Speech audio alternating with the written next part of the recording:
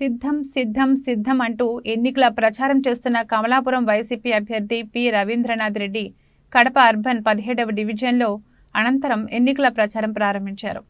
జగనన్న ఇస్తున్న సంక్షేమ పథకాలకు అలాగే రవి అన్న చేస్తున్న అభివృద్ధి కార్యక్రమాలు చూసి వైసీపీకే మా ఓటు అంటూ ప్రజలు ఘన స్వాగతం పలుకుతూ బ్రహ్మరథం పడుతున్నారు.